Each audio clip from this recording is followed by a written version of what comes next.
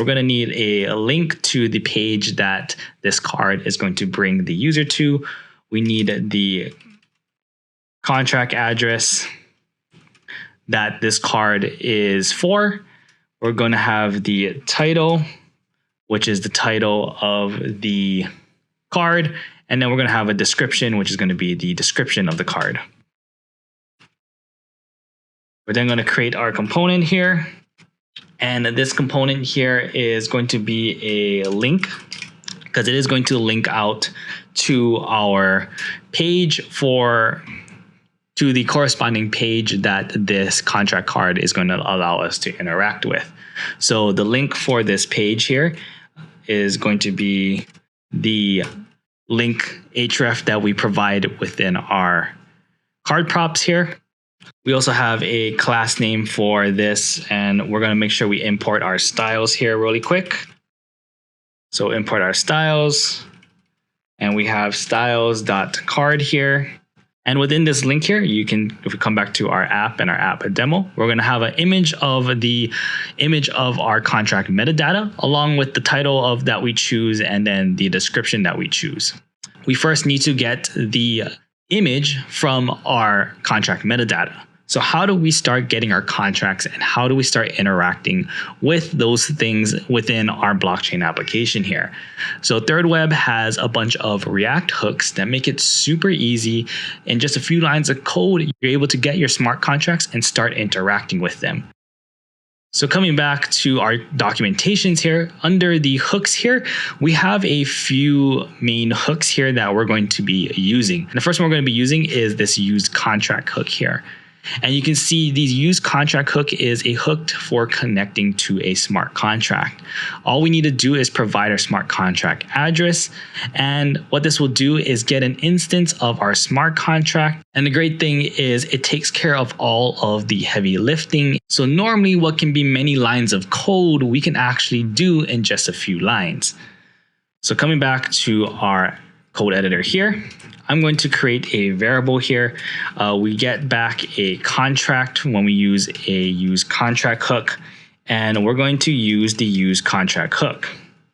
Again, the use contract hook takes a contract address, but we'll make sure we import this as well. So I'm just going to put command period and import this from ThirdWeb dev React. So the use contract hook takes a contract address. Now we are getting a contract address for this card here, and we're getting it through our props, which is going to be our contract address here. So we're just going to pass it our contract address, or actually our props.contract address here. And this is going to allow us to get the contract address. Now we also have a hook that allows us to easily get the contract's metadata. And all we need to do to get the metadata is we're going to create another variable. Now, the return of this, we get a data, but we can rename this to a contract metadata here. We can also check the loading state of this metadata, and we get returned that and it is a loading, and we'll just name this is contract metadata loading. And what we'll do is use a React hook that allows us to get the metadata, which is going to be use contract metadata. And all use contract metadata takes is an instance of our contract, which we already got up here. So we named it contract. So in here, we can just use our contract. And what this hook is going to do is get the metadata of the contract that we specified up here. And with that metadata, we have the image, the title, and description of that contract. So in our component here, we're going to return the image of our contract. So in our component here, then what we need to do is now display that image and that title and description that we provide to our card. So for our description here, I'm going to create another div, and we're going to give this one a class name of styles dot card text here. And in here, it's going to have a h2, which is going to be our props.title. And we're going to give this a class name of the gradient1. And then we're going to have our description, which is going to be of props.description right over here. Now above that, we need to display the image of the contract that we provide. And the one thing with the image that we get back from our metadata is it is an IPFS hash. So it's not like a normal URL, but we do have a UI component from ThirdWeb that allows you to render IPFS hashes simply and easily. That component is going to be called Media Renderer. And Media Renderer, what we'll have to do here is set the source of the image. And the source of the image is going to be our contract metadata.image. And that is going to give us the IP, again, that contract metadata under our image gives us an IPFS hash of where that image is stored. But using the media renderer component, we can easily get that IPFS hash and display an image in return. So that does it for our contract card here. Now we're going to add all those contract cards to our homepage. So coming back to our index.tsx, I'm actually going to close out this _app.tsx file. And within our grid here, we're going to create our contract card. And again, our contract card takes a few things. First is going to be the href for where this is going to link out to. We're just going to leave it as the home until we start creating the pages. We'll link them accordingly. So the contract address is the next one that we need to provide. And this contract address for this first one is going to be our ERC20 contract address that we stored in our constants and then our addresses.ts file. And then down here we have our title, which we're going to make it ERC20. And I'm going to add this little arrow here next to it. And down below that, we have our description. And we're going to say our description is going to be this contract is to claim ERC20 tokens. So if we save that, come back to our application here, we can see that we have our card here. Now our image is not loading. And this is probably because right now we're running this on localhost 3001. And if you remember our API keys, we have to allow list the domains that can use our API key.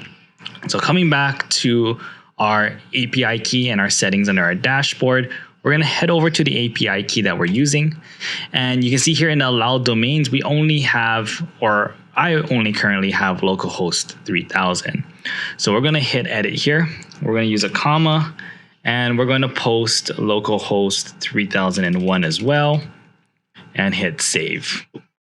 And once that is saved, we should be able to come back to our application, refresh.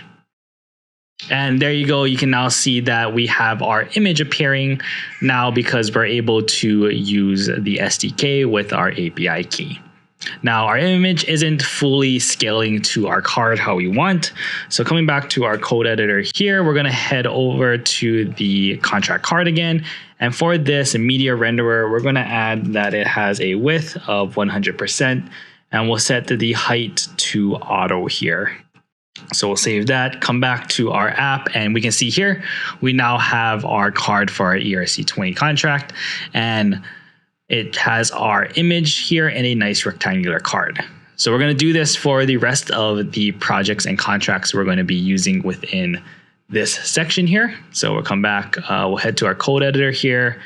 We'll head to our index here, and then I'm going to just copy and paste this 5 more times. And we're going to switch this one here to the ERC 721 contract. We'll switch this to ERC 721. We'll change the description in a bit. We'll do 1155. This one we'll do our staking contract. Change that to staking. This one will be our profile status contract. And then we'll make one more for our tip jar. And we'll update the descriptions in just a moment. We're just going to come back to our application here. And we can see that that updates with all of our images corresponding. We have our correct titles. We just need to update the descriptions to match each of the contracts. So coming up here, we're going to say claim ERC 721, claim ERC 1155. For our staking one, we're going to say stake your ERC 721 to earn ERC 20s. We'll then say update your profile status on the blockchain for our profile status. And we'll say leave a tip on the blockchain for our tip jar. So save that, come back to our application, and you can see we now have all of our cards here that will lead to our contract pages, and we can start building out applications for each one of these. So next, we're gonna build out our first application, and we're gonna build out our ERC20 app first. So if we come back to our demo here, our ERC20 app is going to show this card. It's going to show the total supply of tokens we have. It'll show our token balance of how much we currently hold in the wallet that we have connected. And we'll have the ability to burn 10 tokens or destroy 10 tokens if we choose to do so. And we'll also have some links here that will take us to being able to stake our ERC 721 or claim an ERC 721 if we don't already have one. So we're going to build out this application here first. And we're going to head back to our code editor. And what we're going to do here is go to our file directory here. Under our pages, we're going to create a new folder, and we're going to name this folder project.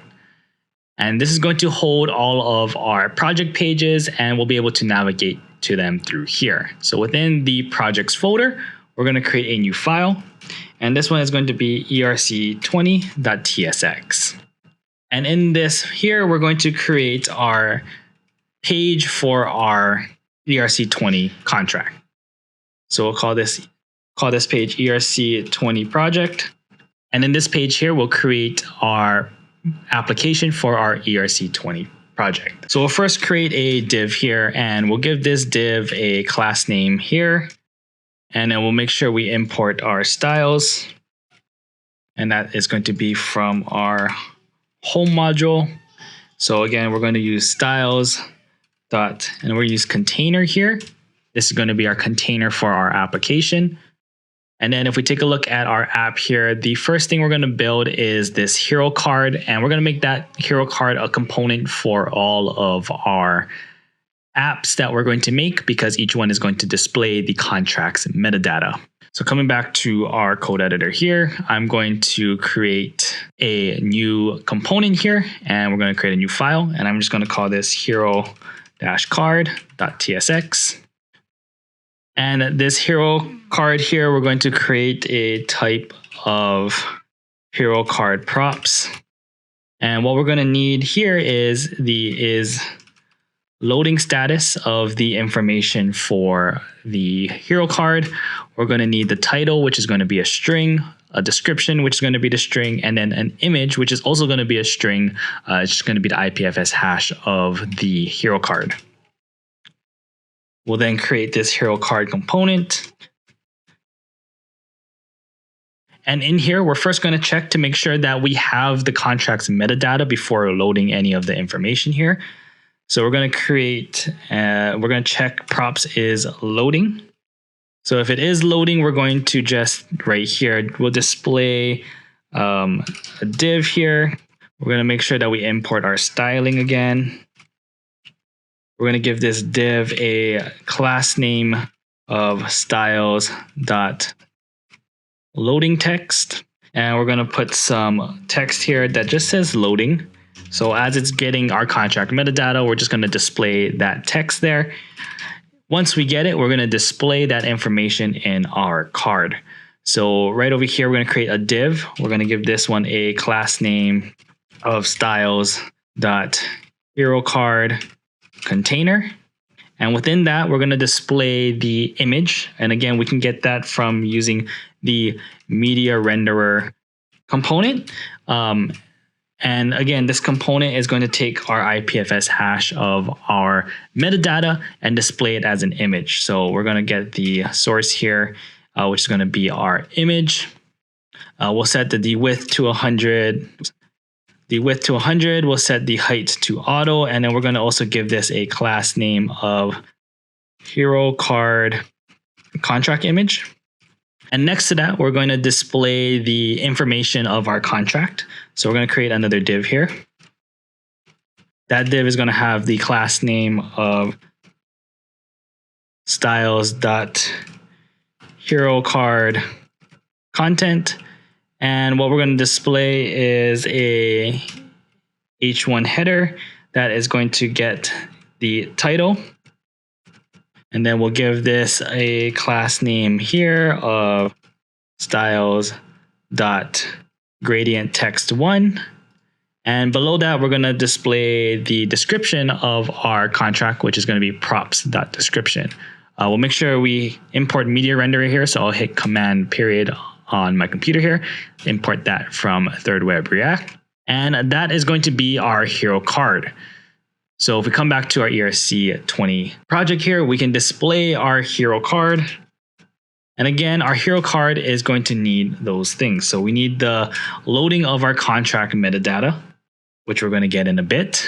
We're going to need the title of our contract from our contract metadata. We're going to need the description of our contract metadata and then the image of our contract metadata.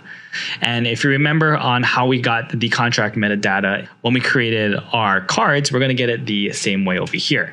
So we're going to create a variable here. We'll name this one contract, and we're going to get our contract first. So we use the use contract hook from Third Web, and we are going to be using the ERC20 contract address, which we're going to import from our constants. And with the use contract, if this is a specific pre-built contract from Third Web, and we can choose the type of contract this contract is, so token.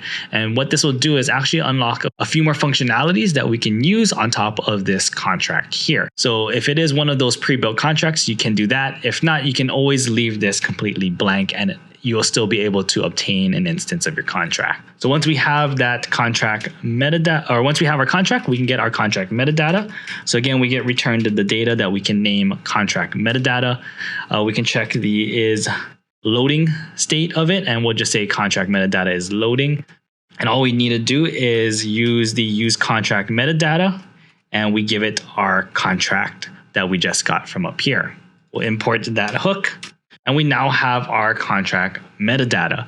So we can now start to give this information to our hero card right over here. So the is a loading state is going to be this loading state right here. That's the loading state that we're checking to make sure that we actually have the data of our contract metadata. We have the title, which once we get our contract metadata, we can get the name of it, which is going to be the title. For our description, we can get that from our contract metadata.description. And then from our image, the same thing, we're going to get that from our contract metadata.image. So we'll save that, head back over to our application here.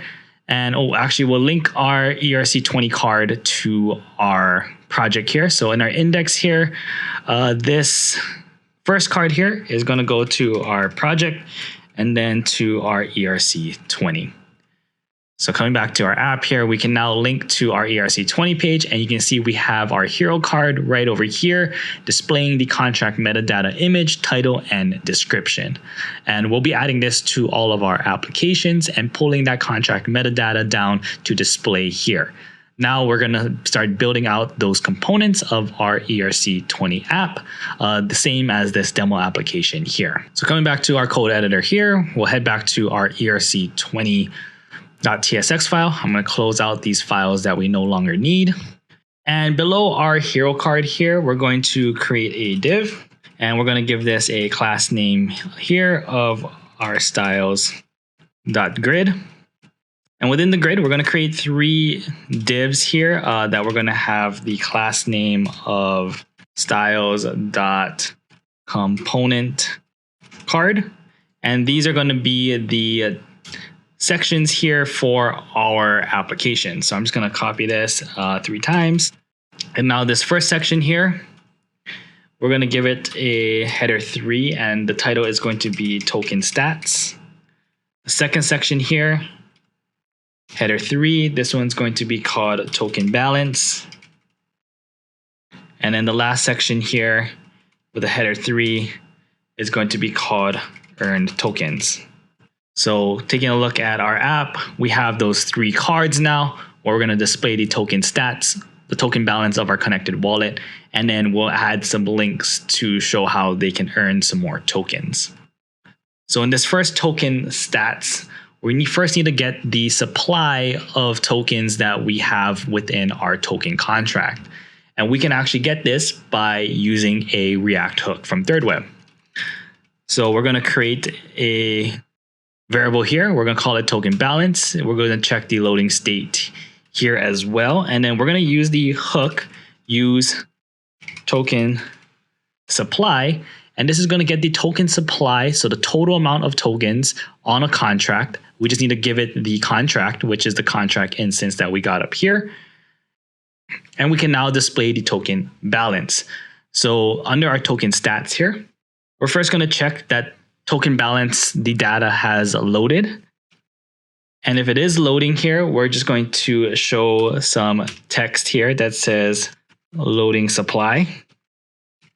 And once it has loaded, we'll display that supply. So what we'll do here is we'll just say total supply, and then we'll get that value of the total supply. So we have our token balance, and within token balance, we have a display value. So this will actually give us the value back in a string. And then we also can get the token balance dot symbol. So we can get the symbol or the ticker symbol that we created for our contract, and we can get that symbol and display that as well.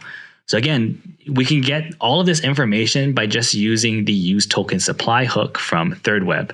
And ThirdWeb supplies a bunch of these React hooks to simplify and make interacting with your contract super easy.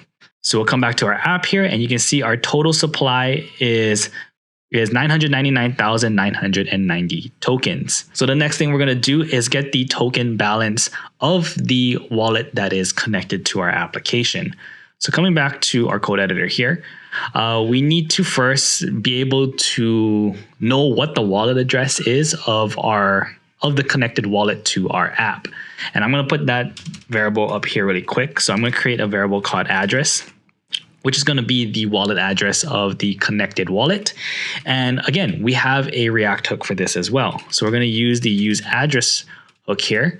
And just like that, with just this line of code, we can get the wallet address of any wallet that is connected to our application. And I'm actually going to rename this token balance here. We'll actually name this supply and supply here. Fix our code down here because we're going to be using token balance for this next part. So we'll make this supply here, and we're going to grab the token balance here in our second section of our app.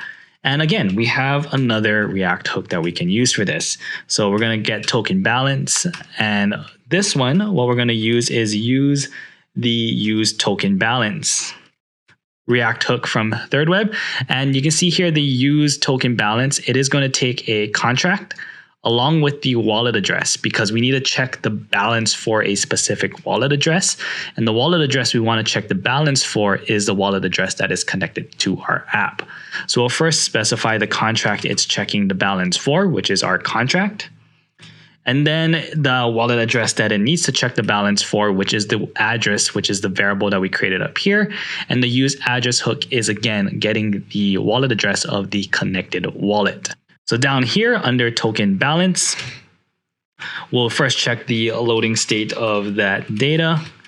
If it hasn't loaded, we'll just say loading balance. And once that balance, we do have the balance, we'll be able to get the balance, display it. Again, we can get the token balance display value is going to give us a string value of the balance. And then we can get the symbol as well. Save that. Head back to our app, and you can see here we now have the token balance of the connected wallet, which is 300,030.4 of our TW token. Now the next component we're going to add to our application is the ability to burn a token. And what we're going to learn in this part is another ThirdWeb UI component called the web3 button. So what the web3 button is going to allow us to do, we'll come back to our code editor here, is under this balance here, we're going to create a web3 button. And this web3 button is a UI component, again, from ThirdWeb. And this creates a button that actually allows us to interact with smart contracts all through this simple component, and it's very easy to configure. So we're going to call this burn 10 tokens. That's what our button is going to say. Now, the Web3 button. So the first one is the contract address that this button is going to interact with. The contract address that it is going to interact with in this case is our ERC20 contract address. The second thing is the action. And this action is what is this button going to be doing on top of that contract address. Now, because this is a pre-built contract through ThirdWeb, we can actually call on the contract and we can specify what type of contract it is. So we can specify it's an ERC20. And through that, we actually have a bunch of functionality here that we can call on our contract. So for instance, if it was a drop, we could claim some tokens. But again, this is a regular token contract. So what we're going to do here is burn. And we're going to just say, and all we need to do is give the quantity that we want to burn when this button is selected, and we're going to put in 10. So again, with just a few lines of code, we are able to create a button for our application that interacts with our ERC20 contract. And in this case, this button is going to burn 10 tokens from the contract. So head back to our application here. You can see we now have a button that says burn 10 tokens. Again, we have 300,030.4 tokens. If I hit burn 10 tokens here, it's going to bring up a transaction because again, we are interacting with our smart contract. I'm going to hit confirm here, and this is actually going to burn 10 tokens. So we'll actually see our token balance reduce here, along with the total supply of tokens reduce as well. So once this once this function or this burn function is done executing here, we'll see those totals change. So again, now here we have 300,020. And if you look at our total count, we have 999,980 tokens now in our total supply because we just burned 10 more tokens. And then the last thing we're going to do is just add some links here that will link people to staking or claiming an ERC721 token in case they want to earn more tokens if they have a balance of 0. So coming to our code editor here, in this earn token section here, we're just going to add a description here saying earn more tokens by staking an ERC721 NFT. And then we'll link them to the staking, which will actually be our staking project. And then they can claim an ERC721 if they don't have one, which will be our ERC721 button. So this here is just some links to the other project pages that we're going to create later on in this section. So we come back to our app one more time here. You can see we just have that little section, that's the last component that will bring us to our corresponding other project pages when clicked on. And that does it for our very first part of our blockchain application. Again, we learned how easy it is to use ThirdWeb's SDK to create an application, but also start to pull information and interact with our smart contracts. We're easily able to pull down some information about our contract. We're able to also look up how many tokens a specific wallet held, and we created a button that actually interacted with our smart contract. And again, we did all of this with just a few lines of code and using the React hooks from ThirdWeb's React SDK. We're going to move on to the next project now, which is our ERC721, where we'll be able to claim and view the ERC721 tokens that a user has. All right, so now we'll build out the application for our ERC721 token. So again, we're going to build out this ERC721 one.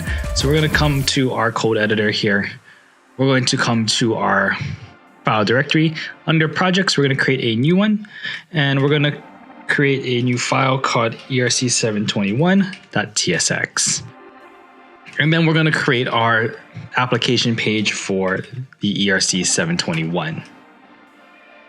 And then in here for this, we're going to do the same like we did with our ERC20. We're going to create a container here. We'll make sure we import our styles once again. We'll give the wrapping a div a class name of styles.container. And within that container, we're going to have a div here. We're going to have another div here. This div is going to have the class name of styles.container. contract page. And within that, we're going to have our hero card. And again, our hero card is going to have the is loading state of our contract metadata, the title, the description, and then the image. So what we'll do here first is get our contract. So again, we're going to use the get contract hook from ThirdWeb. So use contract. And this one is going to be our ERC 721 NFT. This one, again, was a signature drop pre-built contract. So we'll make sure we import our use contract. We'll also make sure we import our ERC 721 contract address. We'll then get our metadata. So we'll get our data, our contract metadata, check the is loading, and then we're going to use the use contract metadata hook and give it our contract that we just got. So similar to like how we did with our ERC20 app, we're going to get the is loading here. We're going to get the title from our contract metadata. Again, we're going to do dot name. We're going to also get the description, and then we're going to get the image here. And then we'll come back to our index.tsx file. And then for the ERC 721, we'll make sure that this links to the right project. So now that we have a link there, we'll come back to our app. We'll select ERC 721, and there you go. We have our hero image card, and then the title and description and image from our contract metadata. So again, we'll create those component cards like we did for our ERC20 app. We'll come back to our code editor here. Below the hero card, we'll create another div. In this div, we are going to call this, give it the class name of styles.grid. And within that, we are going to create our 3 sections. And each section is going to have the class name of styles.component card. So each component card here, we're going to have 3 sections. The first one is going to have the title of, going to have an H3 header of claim ERC 721. The next one is going to have a header 3 of contract stats. And then the last one is going to have a header 3 saying your NFTs. So we'll come back to our app here, and you can see that we have now our 3 sections here for our application. So the first one here, we're going to claim an ERC20. So we're going to, again, create a Web3 button that will allow someone to claim an NFT. We're actually going to come back to our ERC 721 contract here really quick.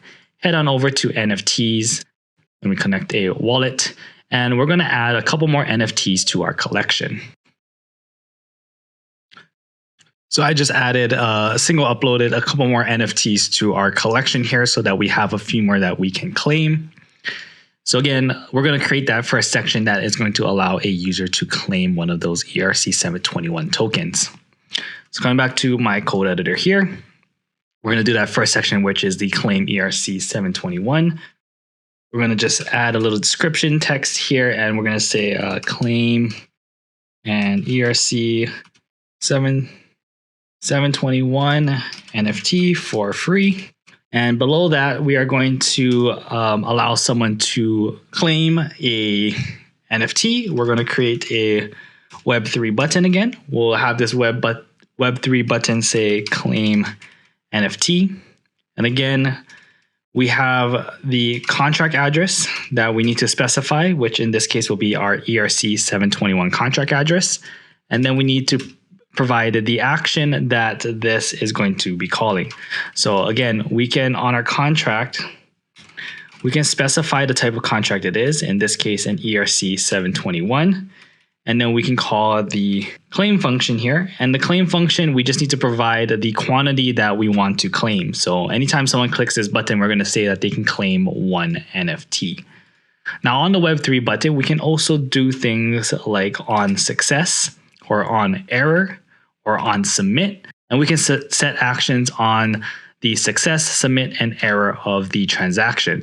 So we can say if this transaction is successful, we'll just alert here that the NFT was claimed. So again, we're creating just a Web3 button that interacts with our ERC 721 contract. we can specify that it is that we're going to claim one NFT anytime the button is clicked. And if it is successful, we'll get an alert saying that the NFT was claimed. So head on back to our app here. You can see here that is our first component here in our app. So let's test it out. Let's actually claim an NFT here. We'll get a transaction that pops up saying that we're going to be claiming the NFT. It's free. We just need to pay the gas for it. We'll hit confirm.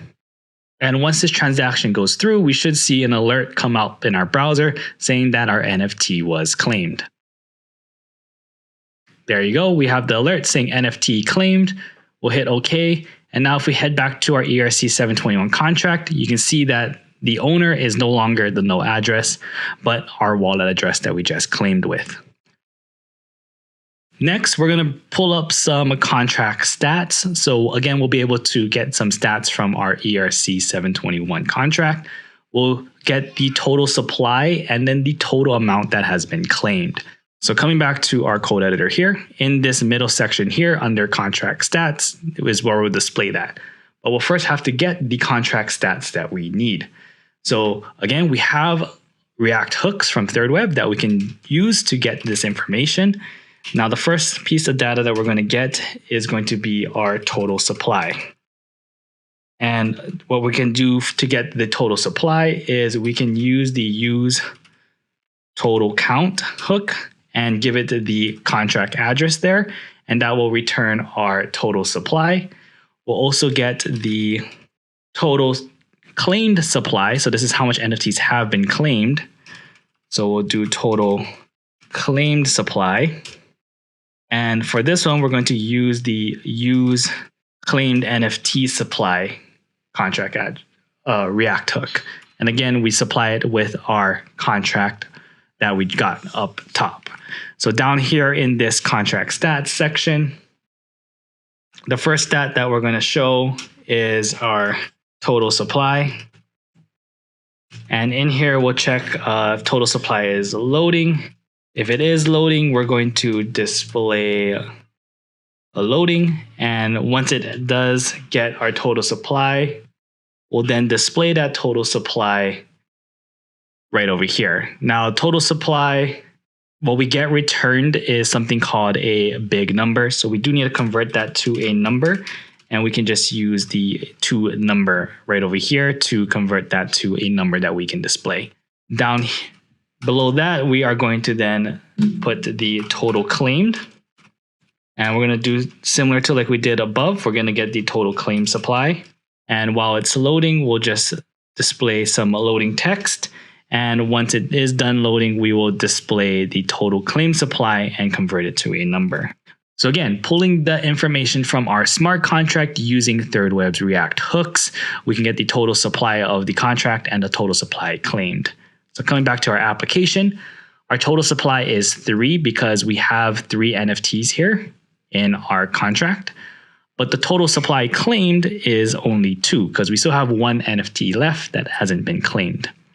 So again, pulling the information using those React hooks, and with just a few lines of code, you're able to interact with your smart contracts on the blockchain. The last component here, we're going to display information on your NFTs, and we're going to just display the total amount of NFTs owned by the connected wallet. So coming back to our code editor here, we're going to need that wallet address again. So again, we can just create a variable up here called address, use the use address hook from ThirdWeb to get that wallet address. And we can then use another hook to get the amount of owned NFTs that the wallet address has. So we're going to get some data back here. We're going to saw this one owned NFTs. And we can use the use owned NFTs hook. We need to pass it the contract that it's checking the owned NFTs for. And then the address, we're checking that owns which NFTs. So we give it the contract and the address here. Down here in this last section where it says your NFTs, we can, just like above, we're going to create one that says, we'll say total owned. And over here, we're going to check to see if we have our owned NFTs. And then while it's loading, we'll show some loading text, and then we'll show owned NFTs.length. So what we actually get back from this owned NFTs is an array of the owned NFTs that the wallet has. So again, we can come back to our documentation here. And if we look under NFTs, we can go to the use own NFTs hook here. And you can see the return value here is going to contain an array of NFT objects. So it's going to return an array of all the NFTs that wallet owns from that contract address. So what we can check in our code here is the length of that array, and that is going to let us know how much NFTs that owner or that wallet address has. So coming back to our app here, you can see this wallet owns 2 NFTs from this collection. But now that we know that the wallet owns 2, let's actually be able to display those NFTs so we can view which NFTs this wallet actually owns. Right below the grid, we're going to create another div. And we're going to give this a class name here of styles.container. And within this container, we're going to give it a header 2, and then we're going to name this my NFTs. And we'll then create another div here and give it a class name of styles.grid. And in this grid, we're going to display those owned NFTs that the user has.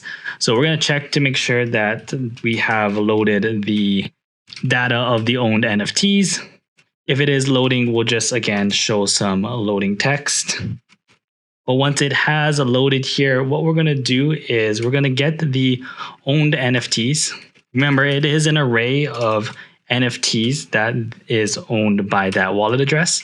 So what we're going to do is map through that array of NFTs. And then for each one, we're going to get an NFT.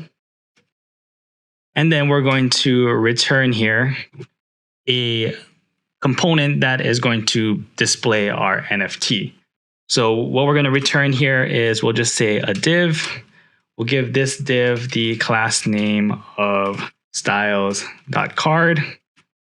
We also need to give this div our key, which is going to be NFT, and then we can get the metadata and just give it the ID of the NFT, which will be its unique key.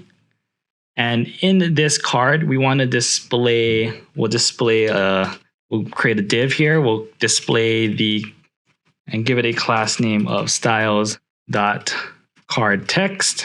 And the text that we're going to display here is going to be the name of the NFT. And what we can do is the NFT, for each NFT, we can get the metadata and then display the name of that NFT. We'll also have a button at the bottom that will link to the staking part of our application. So we'll have a link here, and this is going to go to the projects/staking part of our project once we build that out. So we'll just create a button in here that will say stake NFT. We'll make sure we import link as well. And this button is going to have a class name of match button, but we'll give it some unique styling here with a width of 100 and a border radius of 10 pixels on the bottom corners. We'll come back to our application here, and we have our NFTs here, but what we want to do is show the image as well. So we can show the image, and we can use the media renderer, get the IPFS hash like we did the other images that we displayed in our app. But there is another third web UI component. This one is called, and that one is called third web NFT media. And similar to the media renderer, we can provide it with an IPFS. This is specifically for displaying images of NFTs. And what we can do is pass in the metadata of the NFT. So in this case, nft.metadata. And the third web NFT media component is going to get the image of that NFT and display it for us. So come back to our application here. We now have our 2 NFTs down here. You can see our first image here, our second image, and we now have the ability to stake NFT, and that'll take us to our staking component of our application. And what we'll do here is we'll actually fix this spacing here because our grid is not going to allow us to space them together. So we're going to do style here, and we're going to override the justify content here to flex start. So coming back to our app here, there we go. We have them now next to each other, and we have both of our NFTs right over here. So if we were to actually switch wallets to our other wallet, we'll actually come in here, we'll switch accounts, we'll check off our other wallet to connect. So you can see here, we're loading the information, but we don't have any NFTs, so it's not going to display anything for us. But we'll claim that last NFT here because we have one more claimable NFT. So we'll hit claim NFT with this wallet. We'll confirm that transaction to pay for the gas. We get the alert that the NFT was claimed. And there you go. We now own one NFT, and you can see our NFT now appears down here. If I were to switch back to my other wallet, you can see that the information changes to, again, match the connected wallet's information. So that does it for our ERC 721 part of our application. Again, we went through how to claim an NFT from the collection. We learned how to pull down some stats from the contract. And we also learned how we can use the connected wallet address to even view things like the owned NFTs of the wallet that is connected to our application. Next, we're going to move on to our next application and work on our ERC 1155 token. We'll be able to do something similar to what we did with our ERC 721, where we'll be able to claim the NFT, pull down some contract stats, and see some information about owned NFTs as well. There are some differences though with ERC 1155 that vary from ERC 721, so we'll go over those differences when we build out this part of the application. All right, and the next application that we're going to work on our portfolio app here is going to be, again, the ERC 1155 token. So if we take a look at our demo one here, you can see similar to the ERC 721, we're going to create a claim button. We're going to get some contract stats, and then we'll be able to view our NFTs based on the token ID that we own. So to get started building it, we'll head back to our code editor here, and in our file directory under our pages folder in the project folder that we created, we'll create a new file. This one will be our erc1155.tsx. And in here, we'll start to build out the component for our ERC 1155 smart contract. So in our component here, we'll create a div, and that div is going to have the class name, and then we'll make sure we import our styles again here. And we'll give it the class name of styles.container. And then within that container div, we're going to create another div, this one with a class name of styles.contract page. And within that contract page, we're going to display our hero card. So we can get our hero card here. And again, our hero card is a loading state here. We'll just leave that blank. Oops, spell that right, is loading. Then we're going to have our title. We'll also have our description and then our image. And just like we did our other projects, we can get this information by using some React hooks from ThirdWeb. So we'll first get our contract. And again, we can use the use contract hook from ThirdWeb and give it our contract, which is going to be our ERC 1155 contract address. And we can import that from our constants file. And again, we can specify here, this is an edition drop type of contract from ThirdWeb. And in order to get our contract metadata, we're going to store this under data, get contract metadata. And again, we will use our use contract metadata hook and give it the contract or instance of the contract that we just got from above. And then using that contract metadata, we can check right here that is loading. The title will be contract metadata.name. The description will be contract metadata description. And then the image will be contract metadata image. And that should give us our hero card within our ERC 1155 project. So if we come back to our application here, we head over to ERC 1155. Oh, actually, let's head back to our code editor. Let's link that to the correct section first. So right over here, we're going to go back to our index.tsx file. Under our contract card, we're going to make sure we link it to the project/ERC1155. So coming back here, when we head over to our ERC1155 app, you can see that this is the hero card now displaying within our application. So next, let's display our 3 sections here that are going to have our information on our contract and our claim button. So under the hero card here, we're going to create a div. This div is going to have a class name here of styles.grid. And then within that grid, we're going to have 3 divs, each with the class name of styles.componentCard. So we'll just copy this here. Actually, we'll add in our header tag here. The first one will be called claim ERC1155. We'll copy this 2 more times here. The second section will be called contract stats. And then the last section will be your NFTs. So we'll come back to our app here. We can see we now have our 3 sections here with our titles. So what we'll do first is build our claim ERC1155 here. And what we'll do is come back to our code editor here. And within our claim here, we'll say P, and then we'll say claim and ERC1155 NFT for 10 ERC20 tokens. So in order to claim the ERC1155 NFT, we're going to charge 10 ERC20 tokens. And then what we'll do here is create a web3 button. And that web3 button will say claim NFT. And again, that web3 button, we need to provide it with at least 2 things. The first one is the contract address, which is our ERC1155 contract address. And then we have our action. And for our action, we are going to, on our contract, call the claim function. So on our contract, specify that it is an ERC1155. We can then call the claim function. Now the claim function on an ERC1155 is a bit different than on our 721 because we can claim from a selection of different token IDs in an ERC1155. We have to specify what token ID we're going to be claiming.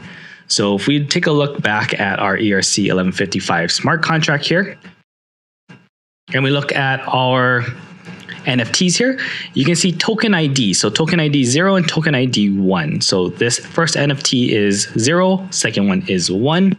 And we need to specify which one is our user going to be able to claim when they click the Web3 button. In this case, we're only going to be dealing with token ID 0.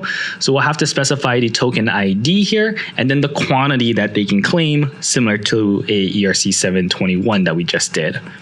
So coming back to our code editor here, again, we first have to specify the token ID, followed by the quantity, which is going to be 1. Now, we also want to make sure that we are charging 10 ERC20 tokens for when someone claims this NFT here. So coming back to our contract here, we're going to click on our token ID 0 NFT here. We're going to head to claim conditions. And if you remember our initial claim condition, we just made it free and unlimited to claim.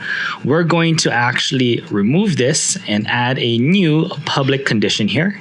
And we're going to call this one ERC20 because we're going to charge an ERC20 here. How many NFTs will be in this drop? We'll leave it at unlimited, but how much we want to charge for each claim, we're going to make this so that we charge 10 of our very own ERC20 that we deployed. So in this drop down here, we can actually select from different types of cryptocurrencies, from the native cryptocurrency to USDC or USDT, but we can also select a custom ERC20. Now what we're going to have to do here is get the ERC20 address and paste it in here. So we'll come to our ERC20 contract address, copy that contract, come back to our ERC1155, paste that contract address in and hit save. Then we can over here say that we want to charge 10 of our custom ERC20 token in order to claim this NFT. We'll then hit save phase. Confirm the transaction here. And we now have our new claim condition set for our ERC 1155 NFT. You can see here the default price now is 10 of the custom ERC 20 contract that we just supplied it here. So coming back to our application here, we can now see that in order to claim an ERC 1155, we're going to claim it for 10 of our ERC 20 tokens. If we hit claim NFT here, we're going to be prompted up with our transaction. You can see here, we first need to approve the spending of our custom ERC 20 token. So we're going to just click use default, which should bring it to the value that we're going to be charged, which in this case is 10 of the tokens. We're going to hit next, and then we're going to approve the spending of that token. So again, when you use custom ERC 20 tokens, you do have to approve the spending and transferring of that token. After that, we will then be prompted another transaction. This one is to confirm the execution of the claim condition of the claim function. So here we have the gas transaction to execute the claim function here. So we're going to hit confirm. It's now going to claim our ERC 1155 as well as send over those 10 of our custom ERC 20 tokens over to the contract. So you can see we claimed the NFT. Now what we'll do is similar to our ERC 721, display some of that contract information here. That way we can see some stats on our contract as well as view the owned NFTs that we have. So coming back to our code editor here, we're going to give it some contract stats where we'll be able to view the total claimed amount of NFTs. So let's say in our contract stats, we want to put maybe the supply that has been claimed, and maybe we want to display the number of NFTs that we have within the contract. So what we can do is we can get the number of NFTs that we have in the contract. We'll use a React hook from ThirdWeb once again. So we'll say contract NFT supply. And what we can use here is the use total count hook from ThirdWeb, and we just give it the contract. And this is going to give us the number of NFTs or ERC 1155 tokens that we have within our contract. So in our contract stats here, we can say total NFTs. And then here we can check if the supply is loading. We'll just show some loading text if it is still loading. And once it is done getting the count, we can just get the contract NFT supply, and then we can convert it to a number using the to number here. So coming back to our app, you can see total NFTs, we have 2 because in our contract here, we have our 2 NFTs right over here. If we added another one, we can just say NFT number 3. Let's get an image here that we can put in. And we lazy mint this to our contract here. We'll confirm that transaction to lazy mint it to our contract. So we'll now have those 3 NFTs in our contract here. So if we come back to our 1155 application here, you can see total NFTs count is now at 3. So what other information can we actually pull from our contract? Well, let's take a look at ThirdWeb's documentation here. So we're going to head on over to the portal docs of ThirdWeb. We're going to be under our React docs here. Again, we'll link this down in the description below if you want to access it quickly. But we can look at the hooks here that we have, or the React hooks that we have here that we can use through ThirdWeb. Some of the common ones that we've used so far are use address and use contract here. We'll get into use contract read and use contract write later on when we build out the application part for our own custom smart contracts. But down here under NFTs, we can look at the different React hooks that will give us some information on NFTs. So you can see we have use total count here, which was to get the total count of unique NFTs on our smart contract. We can use total circulating supply, which will get us the total number of NFTs in circulation for a given smart contract. So what this will give us is the total number of claimed ERC 1155 tokens for a specific token. So you can see that implementation for ERC 721 is different than ERC 1155. So this is how you would configure it for an ERC 721. But if we look down here, we have a token ID that we have to give give it for ERC 1155 only. And that's going to give us the circulating supply for that specific token ID. And you can view the return value. It's going to give us back a big number, which is why we always use the to number to convert it to a number that we can then use and display. So let's get the total circulating supply here. So again, we're going to use that hook in our application here. So we'll get our data and we'll call this total circulating supply. And we'll use the use total circulating supply hook. Again, we need to give it our contract, but because this is in 1155, we also have to give it our token ID, and we want to check for token ID 0, which is the only NFT that we have claimed right now through this contract. So just like our total NFTs down here, we'll add some more text here. We'll say total circulating supply, and then we'll check the loading status and then display our total circulating supply. And then we'll just put token ID 0 because we're checking this for token ID 0. So if we come back to our application here, you can see total circulating supply for token ID 0 is 3. And we had claimed a few more NFTs from before, but we can always double check to see if that matches. We come back to our contract here, and you can see for token ID 0, we have a supply of 3 right here on of our contract. So again, if we were to claim one more NFT, we'll confirm this here. So we claim one more NFT, we should see our total circulating supply for token ID 0 increase to 4. And there you go. You can see we now have 4 circulating. A total circulating supply of token ID 0 is now 4.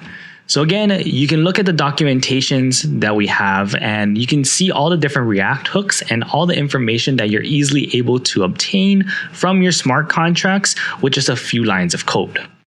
Now let's view our owned NFTs here. Again, in order to view our owned NFTs though, we're going to need to get the wallet address of the wallet that's connected so we display the correct information here. So coming back to our code editor here, at the very top, I'm going to create another variable here called address, and we're going to use the use address hook from ThirdWeb. Again, that gets us the wallet address of the connected wallet. Then we can use another React hook here. We're going to call this owned NFTs, and we can use the use owned NFTs hook, and we give it the contract address we're checking the owned NFTs for, and then the wallet that we're checking the owned NFTs for. Because it is an ERC 1155, it's going to give us back an array of the owned NFTs that we have per token ID. So what we'll have to do in this last section here, we'll first check the loading status of the owned NFTs here. And if it's still loading, we'll just put loading here.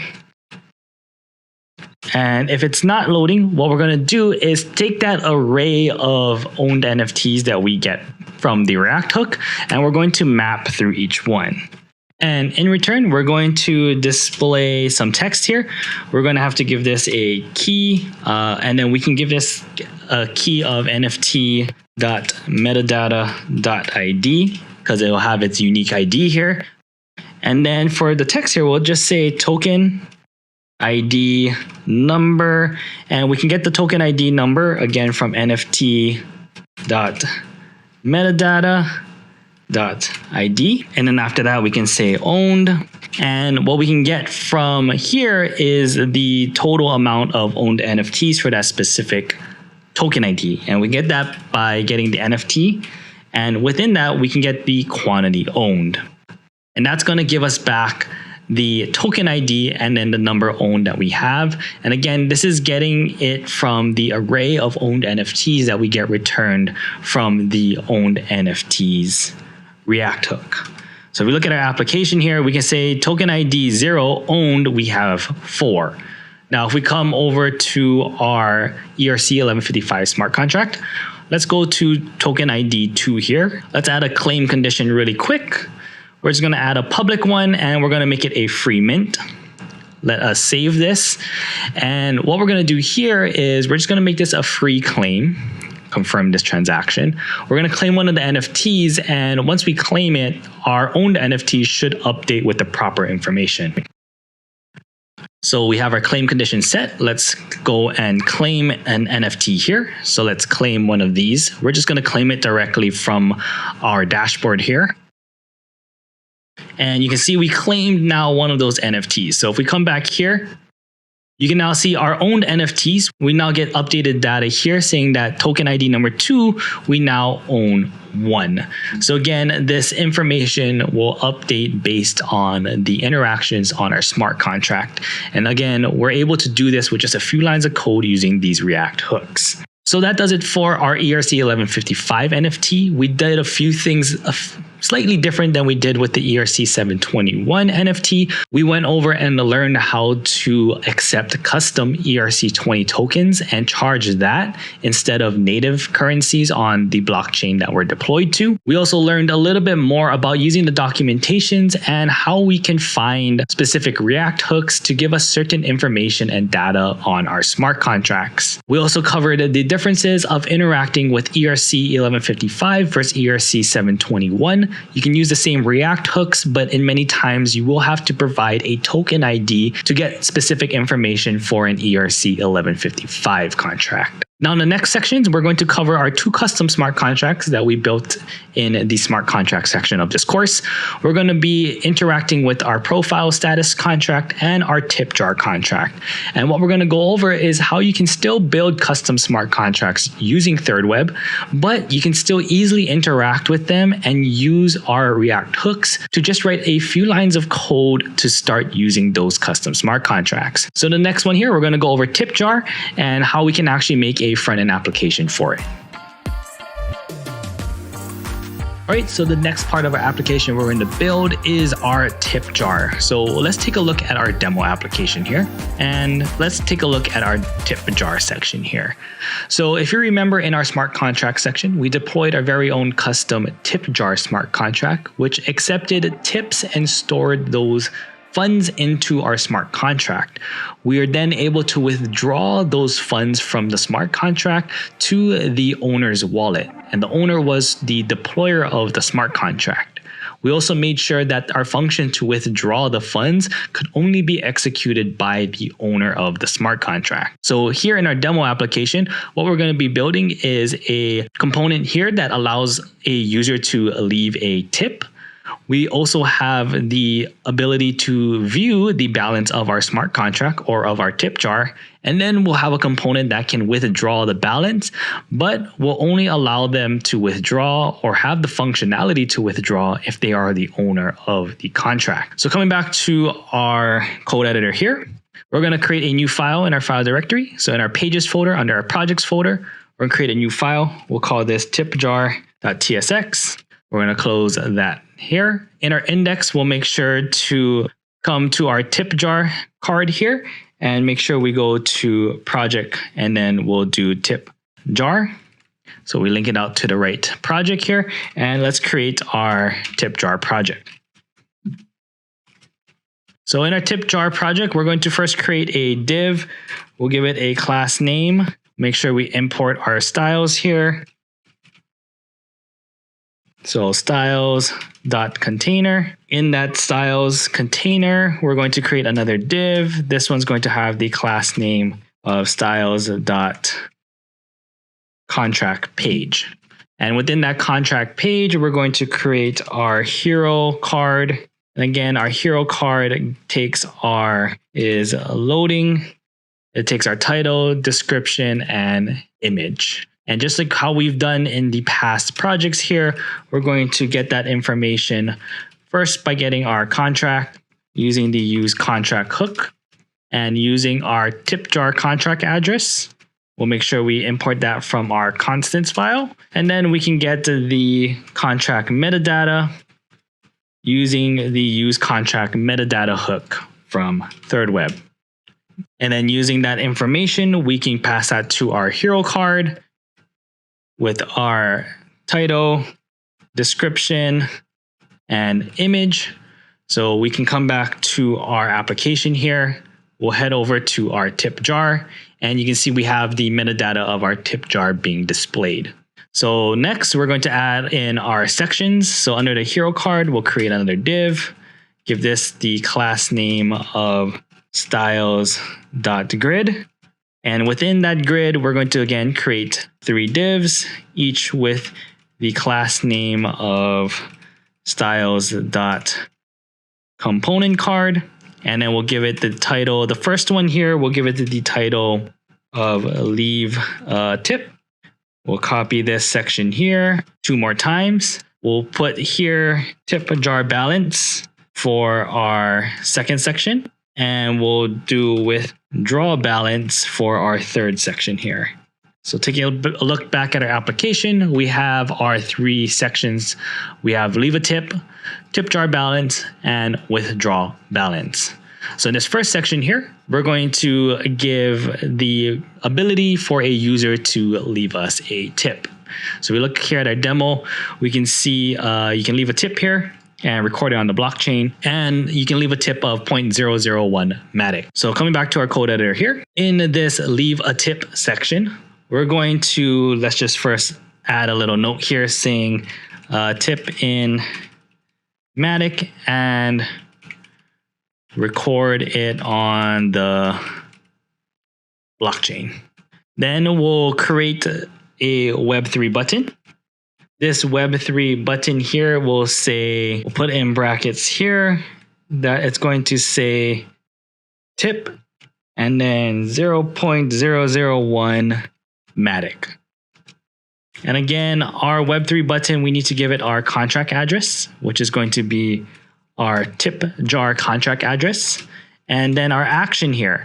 Now, our action is going to be a bit different because we can't specify that this is an ERC 721 or ERC 20 contract like we did our pre-built contracts.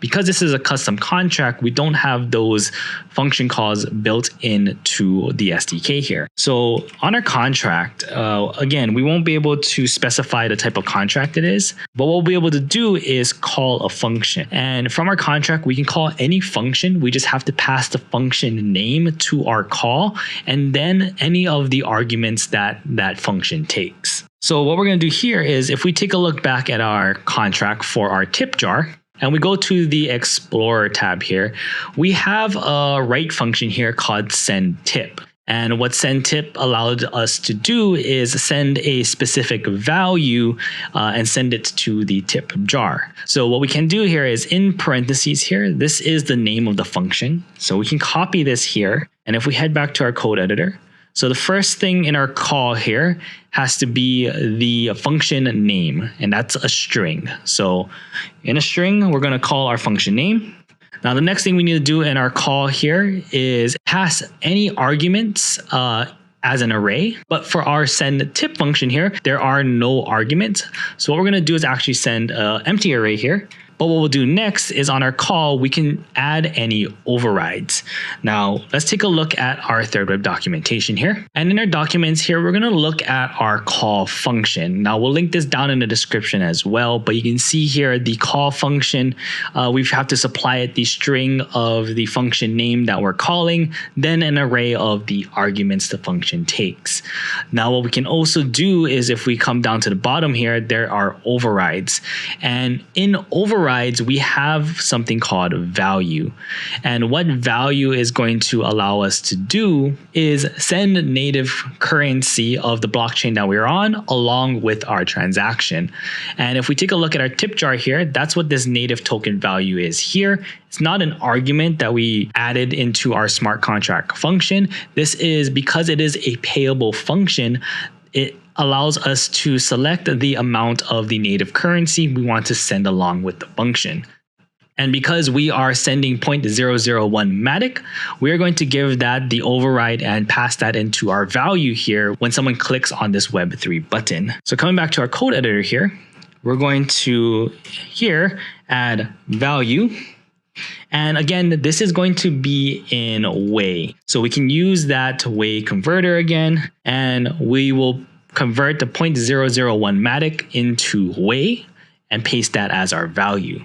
So what this is going to do is allow us to send 0.001 matic when we call the send tip function. So if we come back to our application here, we now have this button that allows us to send 0.001 matic. So if we click on this button here, we're going to get a transaction that comes up. Now you can see that we are paying 0.001 matic because this is a payable function. We're actually transferring some of the native currency here, in this case matic, when we execute this function. We're going to hit confirm here. And there we go, our transaction went through. We don't know our balance yet, and we don't know if we can withdraw, but if we take a look at our tip jar contract and we head on over to events, you can see that we now have a tip received. And this is the amount that we just sent over, which is 0.001 matic in Way. So we know that our tip went through, but now let's work on the next components of our application here, that we can view the balance of our contract and we can also withdraw that balance. So before we start coding that section of our application, if we come back to our tip jar here and we go to the Explorer tab, if you remember in our read functions, we created a function called getBalance, and this returns us the value in Way of the balance in our smart contract. What we're going to be able to do is call this function and get that information to display in our application. So heading on back to our code editor here, that's what we're going to display in this tip jar balance. We don't have a built-in React hook from ThirdWeb that can get this tip jar balance because the tip jar smart contract is a custom smart contract that we built. So how do we call and execute functionality from our smart contracts? Well, similar to how we called the send tip function here, we can actually do the same with our React hooks. So similar to how we did a bunch of the other React hooks to get information from our contract, we can get our data here. We'll just say tip jar balance. And what we're going to do instead is use the contract read hook. And what the contract read hook is going to allow us to do is call any read function from our contract. So what we have to provide it is the contract that we want the read function from. So in this case, contract, which we established up here. We then have to provide it the function name.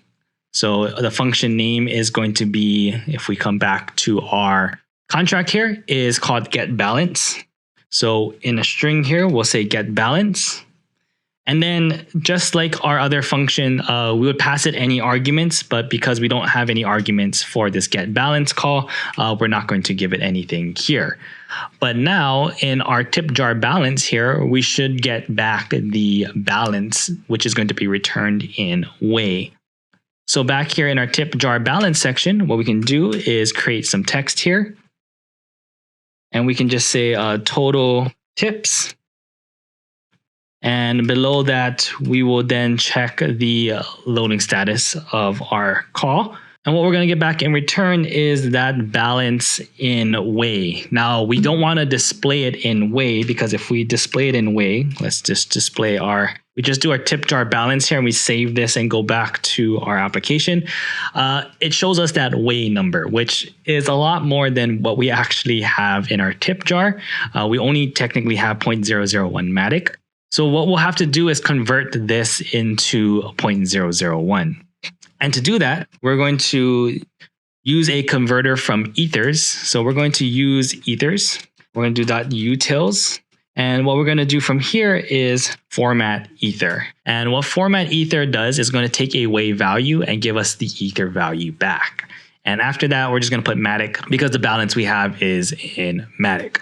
So coming back to our application here, you now see that it displays 0.001 matic. So again, we're able to read any functionality from our smart contracts and store them into variables using the useContractRead hook. Next, in this withdraw balance, we want to be able to withdraw the balance that we have within our tip jar. But we only want to be able to show the withdraw button if the wallet connected to our application is the owner of the application. So how do we check if the wallet connected is the owner of the application? Well, in our tip jar here, in our smart contract, we did create a variable here called owner, which we can view and read from our smart contract. We can also get the wallet address of the connected wallet. We can get the address here using the use address hook from ThirdWeb. That will give us the wallet address of the connected wallet. And then we can get the owner, and we can use the use contract read hook. We can, on our contract, call the owner read function, and that will give us back the wallet address of the owner. So down here in our withdraw balance, we'll first check the loading of our information. And if not, we'll just show loading text while it's loading. We'll then check that the owner equals the wallet address that is connected to our application. And if it is equal, we're going to create a web3 button here. And if it is not equal, we're just going to display some text saying that only the owner can withdraw the balance. So in here, we're going to create the web3 button that allows someone to withdraw. And again, we're going to say that this is going to interact with our tip jar contract here. And the action is going to be on our contract. We are going to call, and in here, we're going to call the withdraw tips function from our smart contract. So if we come back to our smart contract here and we go to write, we're calling this withdraw tips function. And you can see here that it doesn't take any arguments or anything. So we just need to give it the withdraw tips here. So back in our code editor here, withdraw tips. And we can also say that on success. So when we have successfully withdrawn our tips, we can just alert that our tips have been withdrawn. So coming back to our application here, again, you can see here that the tip jar has the 0.01 matic. You can see that only the owner can withdraw the balance. So the wallet that I have connected right now is not the owner of the contract. So if I switch accounts here and I switch to the other account, which is the owner, you can now see that the withdraw button now appears, and we can now click on this withdraw balance here. And when we withdraw the balance, we are executing the withdraw tips from our smart contract. We pay the gas to confirm that. And what we should see is our alert saying that our tips have been withdrawn, as we do here. We should also see that our tip jar balance is now reduced to 0 because we withdrew all of the tips that we had within. There you have it. We interacted with our very own custom smart contract using ThirdWeb's SDK. Again, a little bit different than how we've interacted with our smart contracts before, where when we use a pre-built contract from ThirdWeb, we have direct React hooks that we can use to get information from our smart contracts. But when dealing with our own custom smart contracts and our own contract functions, we use things like the use contract read, and we have to call our functions manually and pass in all the arguments that they would take. So it is still possible and easy to do with just a few lines of code, even when using your own custom smart contracts. So we'll build out one more application in the next section, which will be our profile status, which will be interacting again with one of our own custom smart contracts. Now the next part of our application, we're going to build on our profile status section. Take a look at our demo app.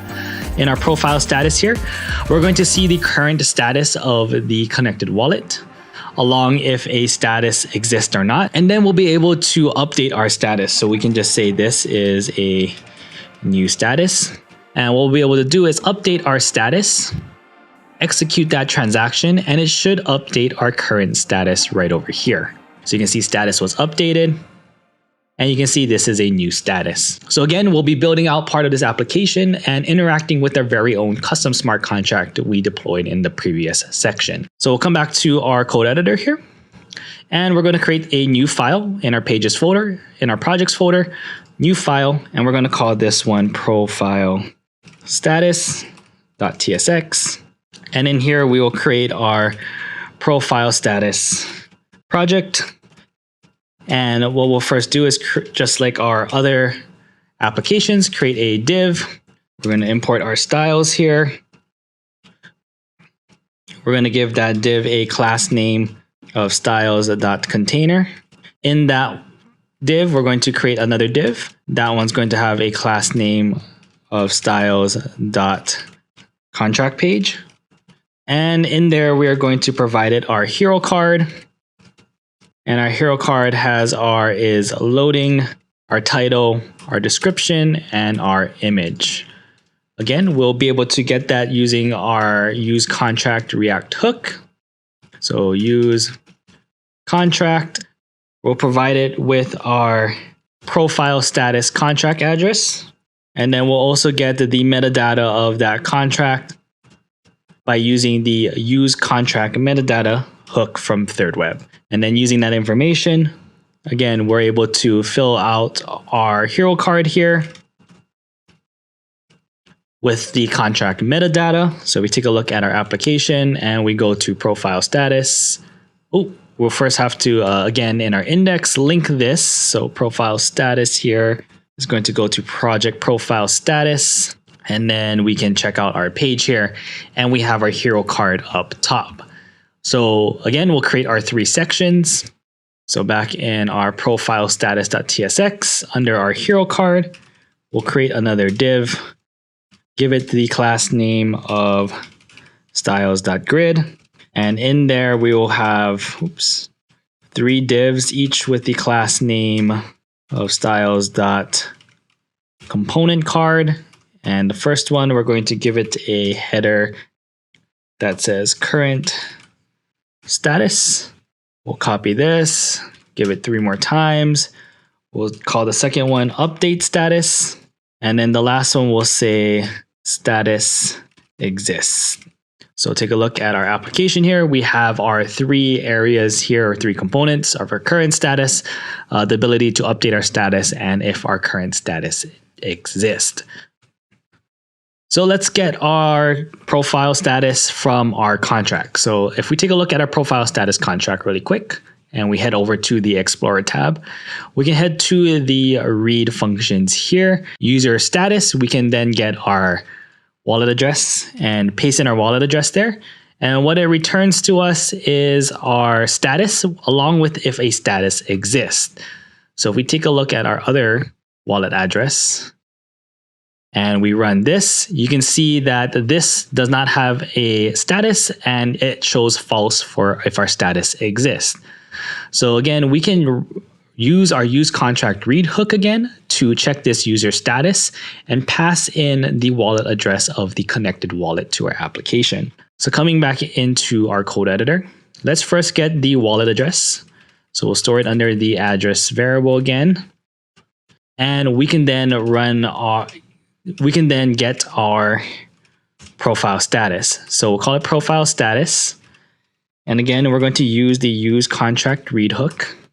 And this use contract read hook is going to call a read function from our contract. And that read function is called profile status.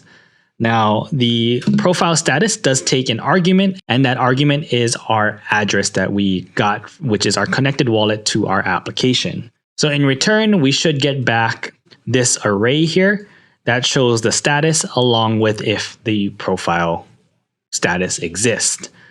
So if we go back to our code editor here, we're going to fill out this status exist part first. So we're going to check the profile status loading here. So we'll say loading if it's still loading. And then what we're going to check is our profile status. And if profile status dot exist is true, we're going to say true. And if not, we'll say false. So if we go back to our application here, you can see that we get a profile status that says false for this specific wallet. If I were to switch wallets here to the other wallet and connect, you can see that we get true over here.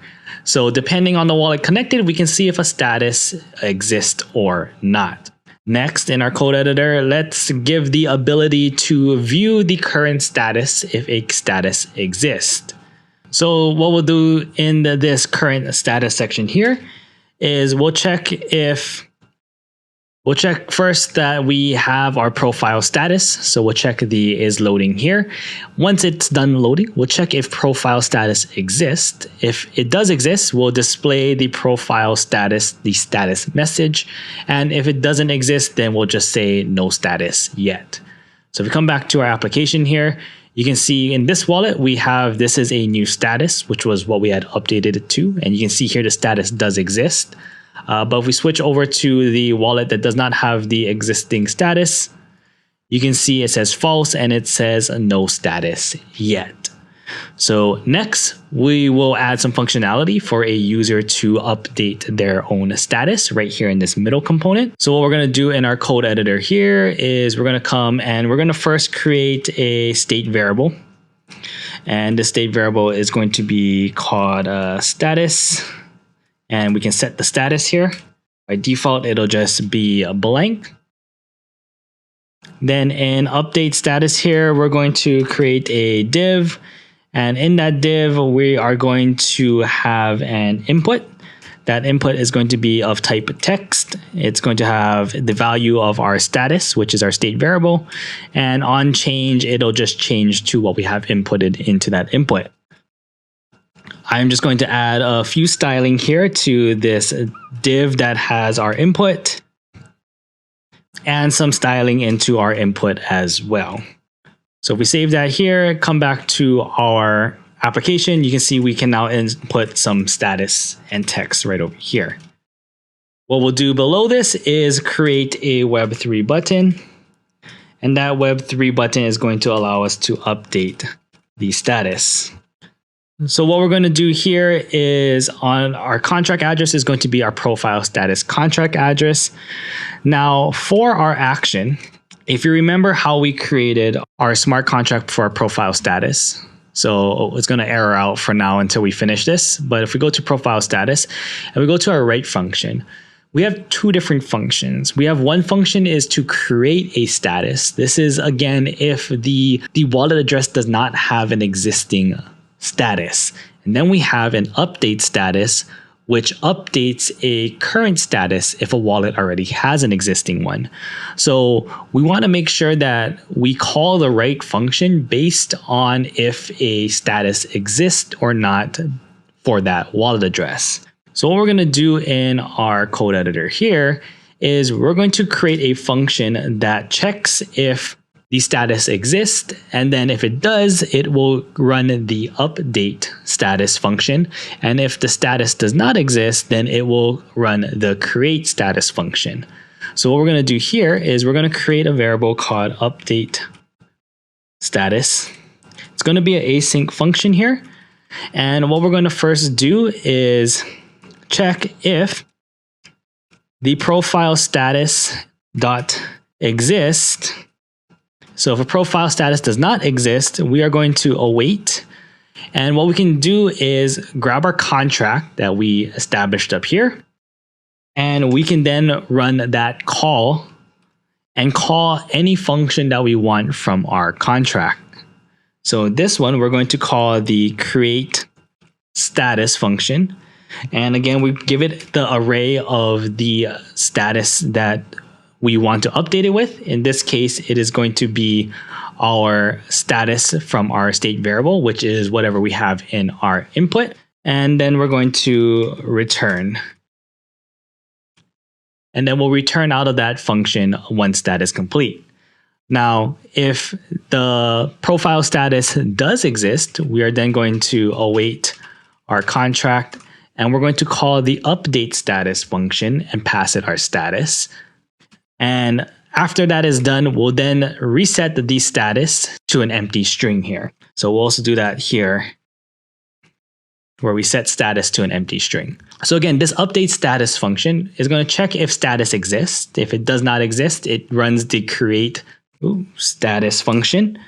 And if it does exist, it runs the update status function, both providing it the status, which is our state variable here, which is whatever we have in our input field. So coming down to our button here, under action, we can just run the update status function that we created. We'll also make sure we import the web3 button here. And then we can go back, take a look at our application. We now have our input field and a button to update our status. So we can write in here, this is our first status update. And once we hit update status, because this didn't have a status that exists, we are going to be running the create status function from our contract. This should also change our status to true, and we should then have a status that displays here. So again, this is running that function that we created in our code that checks to see if it exists and calls the proper function depending on it. So you can see here, our input field goes back to empty. Our status is now set to true, and it says this is our first status update. We can change back to the other wallet that we have here, hit next and connect. And you can see this is a new status. And then we can update it and say we can just say currently recording third web course video. We can update our status here. Again, it's going to check if the status already exists. And in this case, it does exist. So it's going to write the update status function and call that function instead. And we should see our status update on this side. And there you go. We now see that we are currently recoding third web course video, and we now have an updated status there. So again, that does it for our profile status. We learned a little bit more about how we can interact with our very own custom smart contracts, as well as write our own custom functionality and functions that we can use within our code. In this case, we double checked to see whether a status existed or not, and we were able to write a function that executes the proper function based on that. In the final part of our application, we are going to be taking that staking contract we deployed earlier and building out our full staking component in our app. Again, we'll be able to stake an ERC-721 token, earn some tokens, and use those tokens to then later claim ERC-1155 NFTs if we choose to do so. And that will be the final part of our portfolio application. So without further ado, let's jump onto that last section, build our staking application out to finish off our application for this course. Alright, so this brings us to the final part of building out our application here, and we are going to be working on the staking part of our application. So if you remember in the beginning of this section, we deployed a staking contract and we went over how the staking contract works, and we also prepped the contract to be able to reward our ERC20 token. Now let's take a look at our demo application here. What we're going to be able to view is the balance of our total balance of the ERC20 tokens that we have. We'll also be able to view the reward balance. So this is the balance that we can claim based on how long we have staked our NFT. And what we'll have here is our unstaked NFTs, and we'll have our staked NFTs. And with our staked NFTs, we can then click a button to stake our NFTs to our staking contract. And while our NFTs are staked in the contract, we'll be able to earn more ERC20 tokens, allowing our reward balance to grow. And we can then again claim those ERC20 tokens. And then with those ERC20 tokens, we can use those to claim more ERC1155 NFTs throughout our application. So we'll head back to our code editor here. We'll head over to our pages folder. In our projects folder, we'll create a new file called staking.tsx. And we will create our staking project on our application. We'll create a div, make sure we import our styles. And again, we are doing the same thing that we have done for all the other sections of our application here, where we're adding in the hero card of this part of our application. So we'll get the class name here. We'll first set the styles.container. And in here, create another div. This one gets the class name of styles.contract page. And then within that, we have our hero card, which is loading, our title, our description, and our image. We can get this information again. We just have to get our contract first using the use contract hook. Now with this contract, we're going to actually specify here and call this the staking contract, because we are going to have to get a couple more contracts, including our ERC-721 and our ERC-20 contract. So we're going to label them to make sure that we can tell the difference between them. So in here, we're going to get our staking contract metadata using the use contract metadata hook and using our staking contract. So then what we'll do here is use that as our loading. We can use the staking contract dot name here for the name. We have the staking contract, metadata, description, and we have the image. So again, we'll come back to our index.tsx here. We'll switch this to project/staking. Then we'll come and take a look at our application. Head on over to our staking app, and you can see we have our hero card set. So we'll create the next 3 components. So again, create a div, give this div a class name of styles.grid. And each one we're going to make 3 divs, each one with the class name of styles.component card and a header. So the first one has the header of rewards. We'll copy this and paste it 2 more times here. We have unstaked, and then we have our staked NFTs. So first off, in the reward section, so if we take a look at our demo app, we're going to display the balance of the wallet's ERC20s plus the amount that they can claim. So we'll first get the balance of the ERC20s. And in order to do that, we're going to first get the ERC20 contract. So we're going to create another contract here. This time we'll name it the ERC20 contract, and we'll use the use contract hook again, and this will give it the ERC20 contract address. Then we will get the token balance, and then we'll use the use token balance hook, and we will give it the ERC20 contract. And we're also going to have to give it the address of the connected wallet. So we'll create a variable up here called address and use the use address hook here. So in here, we're going to get the balance of the address on the ERC20 contract. So under rewards here, we'll check the token balance. While it's loading, we'll show some loading.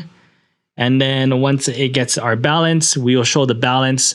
We'll display the token balance. Remember, there is a display value, which returns us a string. And then we can get the token balance symbol so we can know the token symbol of the balance that we have. So coming back to our application here, you can see our balance is 300,020.4 TW tokens. Next, we're going to get the value of our claimable rewards. So coming back to our code editor here, we're first going to set a state variable for our claimable rewards. And we're going to use the use state here. We'll import that from React. Now, what we're going to be getting back when we get our claimable rewards is a big number. So we'll specify big number here. And then below here under our token balance, we're going to use a use effect here. And in our use effect here, we're going to first check if we have our address of the wallet that we're checking the claimable rewards for, and that we have our staking contract. Then we are going to create a async function here and call this get claimable rewards. And what this function is going to do is get our existing claimable rewards from our staking contract. So on here, we're going to create a variable called claimable rewards. And to get the claimable rewards, we're going to await our staking contract. And on our staking contract, we are going to call a function. And the function that we are going to call on our staking contract is something called getStakeInfo. And what it takes is our address. So if we take a look at our stake contract really quick, and we look at Explorer, and we hit the read, and we look for the getStakeInfo read function here, you can see it takes in an argument of our address, which is our staker. So depending on the wallet that is connected, we'll just give it our wallet address here. GetStakeInfo is going to give us back the array of staked NFTs that the wallet has. And then the second item in our array here is a big number. And that big number is the total amount of rewards that are available to be claimed. So back in our code editor here, we're going to get that stake info, set that under claimable rewards.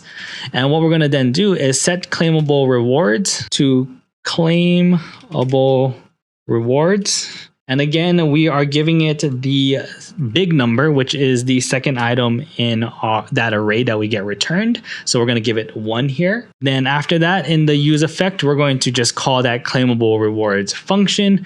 And this use effect is going to be using our address and the staking contract. And that should return us back, and we can use this claimable rewards variable now to display an updated value of our claimable rewards. So what we're going to do in here under rewards, we're going to make sure that we have our claimable rewards. And what we're going to display here is some text that says reward balance. And if you remember from the last time, we're going to get back a big number. So what we need to do is convert that claimable rewards to a number that is readable. So we're going to use ethers.utils.formatEther, and we're going to give it our claimable rewards here. Make sure we import ethers. So coming back to our application here, you can see reward balance. We have that 2.6. Next, we need to create a button here to claim our rewards. So we're going to come back to our code editor here. And what we're going to do here is create a web3 button under this. And that web3 button is just going to be called claim rewards. Make sure we import the web3 button. And again, we're going to have our contract address, and this is going to be interacting with our staking contract. And then we have our action, and we'll be calling a function from our contract. So if you remember from the last time, we can do contract and we can use the call, and we can call any function from our contract. And the function that we're going to call from this contract is called claim rewards. Then we can add on success. So if we have claimed our reward successfully, we can say we can alert claimed rewards, and we'll set claimable rewards back to 0. That way the counter can reset itself. And then what we can also add on here is disabled.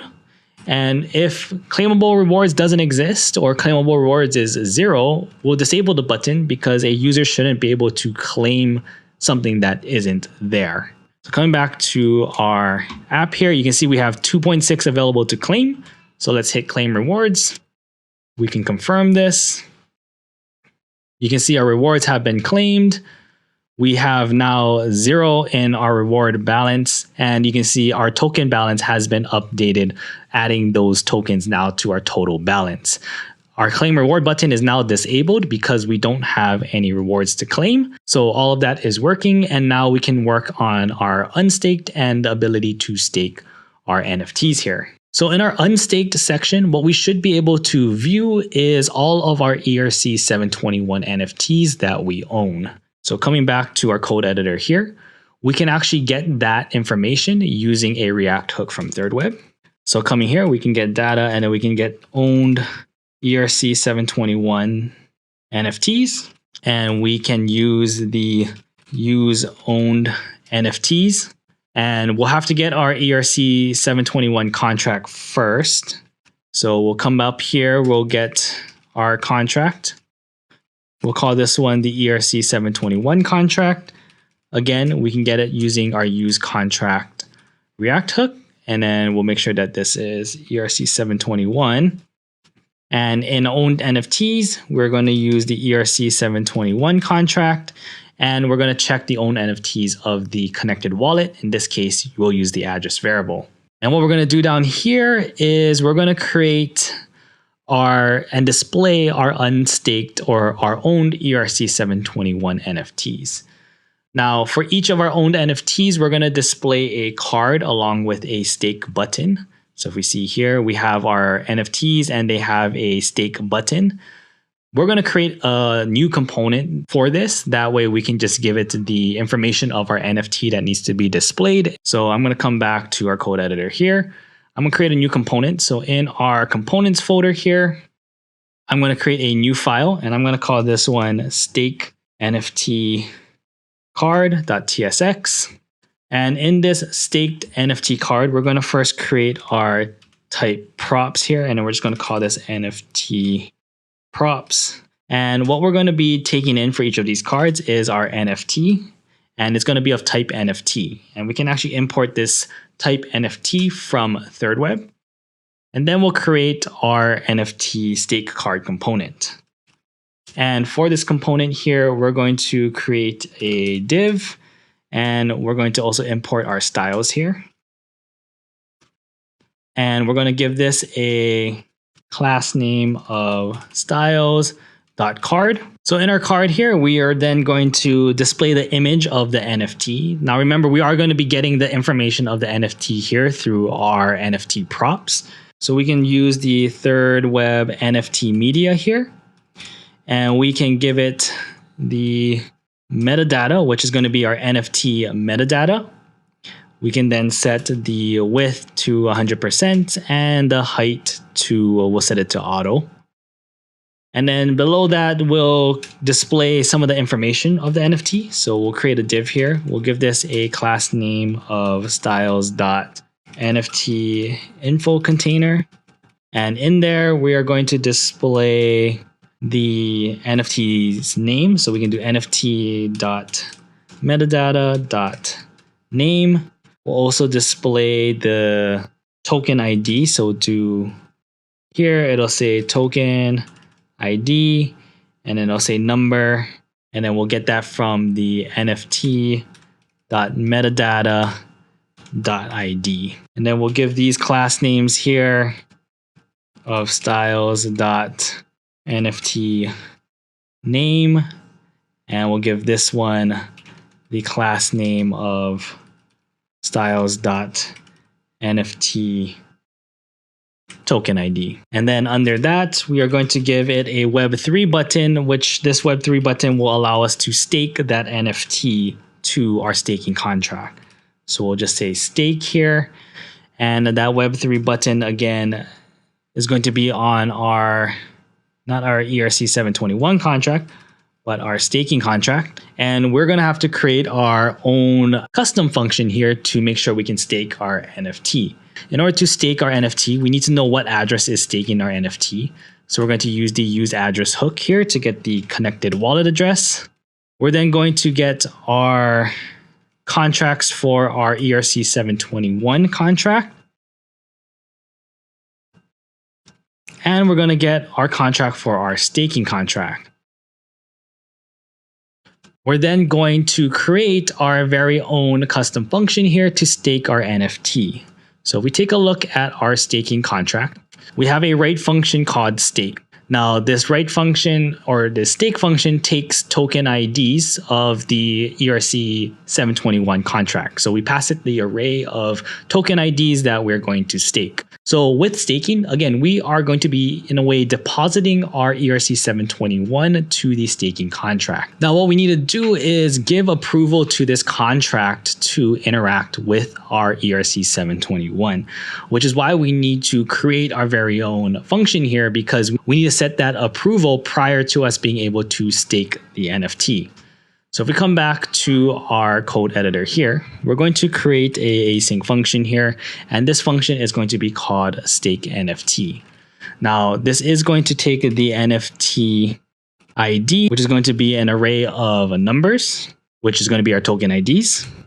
And in this async function here, what we're first going to do is check to make sure that we have an address connected. If not, we'll return out the function here. And what we're going to do is first check that we set approval for our staking contract on our ERC 721. So we're going to create a variable called isApproved. So what we're checking is if the staking contract is approved on our ERC 721 contract. So what we're going to do is await our ERC 721 contract. And what we'll be able to do is check is approved. And again, we're able to check this is approved because we specified the pre-built template here of our contract, which was a signature drop. And on the is approved, what we need to do is check our wallet address has approved and our staking contract. And that's going to give us back if our wallet address is approving the staking contract use of the ERC-721. Now, if it is not approved, we need to then set approval. So to set approval, we're going to await our ERC-721 contract, and we're going to call, and we are then going to set approval for all. And what this is going to do is set the approval, and we can set the approval for our staking contract to true. And once we have set approval, so we either check to see if we already had approval or we have set approval, we can then stake our NFT. We'll call it on our staking contract. We'll call it the stake function. And again, we'll provide it the array of NFT IDs. So whatever we provide here as our array of NFT IDs, that is what we are going to stake into our staking contract. So coming down to the bottom here in our Web3 button, we can then create our action here. And our action is going to be calling our stake NFT function, which we're going to give it an array. And then we're going to parse int the NFT metadata .id, because this is a string that it gives us back here. So we're just going to make sure that it is int here or a number. And we're going to pass that as an array right over there. And again, when we click that Web3 button to stake, it's going to check our approval, give approval if needed, and then stake the NFT ID. We'll then just give a quick styling to this button here and give it a width of 100%. So we have the NFT cards ready for our staking part of our application. So what we're going to do back in our staking.tsx here is we have the ability to get our owned NFTs. We already use the owned NFTs React hook up here. Check if our owned NFTs is loading. If loading, we're going to just display some text saying loading here. And once we have our owned NFTs, we're going to take our owned NFTs. We're going to make sure that our owned NFTs dot length is greater than 0, because if we don't own any NFTs, then we're not going to be displaying anything. So we'll just say no NFTs found. And then if we do have owned NFTs, what we're going to do is take our owned NFTs, we're going to map through them. And then for each owned NFT, we're going to display a div here. And in that div, we're going to display our stake NFT card. And that stake NFT card, we'll give that our NFT in a moment. We're going to, in this div, give it a key here of our NFT.metadata.id. And we're going to give this a class name of styles.NFT grid. So in our staked NFT card, it takes our NFT. So we'll pass it the information of our NFT, and it should display that NFT. So there you go. We now have the information of our NFTs right over here. So again, we have the stake button here. So if we hit stake, this should stake our NFT into our stake contract. We already had approval set for this wallet. So actually, let's check the other wallet really quick. I'm going to come here and switch accounts. So you can see here, this is the NFT that I have here. Now, if I stake this NFT, I haven't staked before, so I didn't allow or give approval with this wallet. But you can see here, we get this approval notification, and we're allowing access to transfer our NFT to the staking contract. Again, once we set approval, it will be set. But if we haven't set approval, it's going to ask us to set approval here. So we're going to confirm and approve. And then we get the transaction to confirm the stake function from our stake contract. And once we confirm that, our NFT is then going to be staked to the staking contract. Now you can see we do not own any NFTs because we no longer have that NFT in our wallet. It has been deposited to our staking contract. But now that it is within our staking contract, we should start to earn a reward balance here. Next thing we need to do in our app, though, is show the NFTs that we have staked so that we have the ability to withdraw them out of the staking contract when an owner chooses to do so. So that is what we're going to do next. You can see here we are earning rewards, and we'll head back back to our code editor here. The next thing we need to do is we're going to create a component for displaying our staked NFTs and the ability to withdraw them. So in our components here, in our file directory, in our components, we're going to create a new file. We're going to call this one staked NFT card.tsx. And what this is going to take is our props for our NFT that is staked. And what it's going to provide us when we looked at our staked NFTs is a token ID. So what we're going to do is export and create our component here. And for this card, we're going to create a div and give it the styles of card. Let's import our styles here. So we'll give this a class name here of styles.card. And unlike our stake card, where our props provided us with all of the NFT metadata, when we get back our staked information, again, we're only going to get back an array of the token IDs. So we need a way to retrieve the NFT's metadata with just a token ID. And we can do that by using a React hook from ThirdWeb. First, though, we need to get our contract. So we need to get our ERC 721 contract so that we know which NFTs we can look at.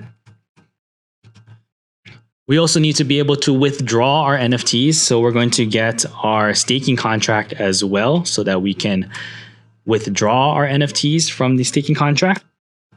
But now that we have our contracts, we can get the NFT metadata. And what we're going to do is use the use NFT hook from ThirdWeb. And what this takes is we're going to be able to get the NFT metadata of any NFT from our ERC 721 contract by providing it the token ID. And in this case, the token ID we're going to get from our NFT props up here.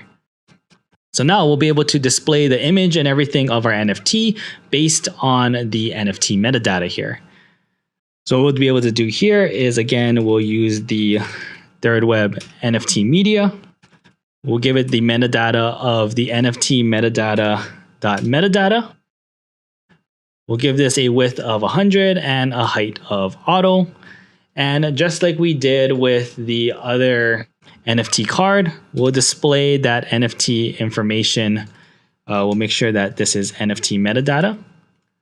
So we'll display the metadata.name and the metadata.token ID. And beneath that, we're going to have to create a Web3 button, which will allow us to unstake the NFT. Now, with this one, we won't have to create our own custom function. We are going to be calling it on our staking contract. And the action we're going to be calling is a function from our contract. So again, we can, on our contract, call any function that we want. And in this case, it's going to be a function called withdraw. And we need to provide it an array of token IDs that we want to withdraw, which we have one too much in brackets there. And then we'll just provide it with a styling of 100%. So again, we're just going to create a Web3 button.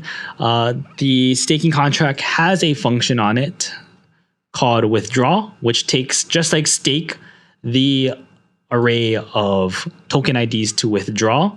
The only thing here is we don't need to set approval or anything for withdraw because all approval should have been set when staking the NFT. So now when we come back to our staking here, we're now going to display our staked NFTs. Now, if we remember our staked information, our get stake info here, that read function gave us back an array with two items. The first item was the array of staked token IDs, and then the second item was our claimable rewards, which we used up here. So we're actually going to create a variable called staked ERC20 tokens, and we're going to use the use contract read to get that stake information again. So that means down here in our staked NFTs, we can check the loading of our ERC20 staked ERC20 tokens here. If they're loading, we can just say loading. And once we have our staked ERC20 tokens, we're just going to make sure that there are staked tokens. So we'll check that the length is greater than 0 here. If not, we'll just say no NFTs have been staked. And if it is greater than 0, we'll take our staked ERC20 tokens, we'll map through each one. And in return, what we're going to get is our staked NFT. Now, our staked NFT is going to be given to us in a big number here. And then we're going to also get the index here for our mapping, which is going to be a number. So what we're going to do is map through our staked tokens. So we're going to first create a div here. This div is going to have our key, which is going to be our index. And this is going to have the class name here of styles.nftgrid. And we're going to have our staked NFT card here. And our staked NFT card takes the token ID, which is going to be our staked NFT, and then we'll use the 2 number to turn that big number into a number here. Again, the information that we get back for staked ERC20s when we get the get stake info from our staking contract is an array of the token IDs staked. So using the token ID, we'll then give that to our staked card. We'll then get the information of the metadata of that ID based on the token ID to display the information there.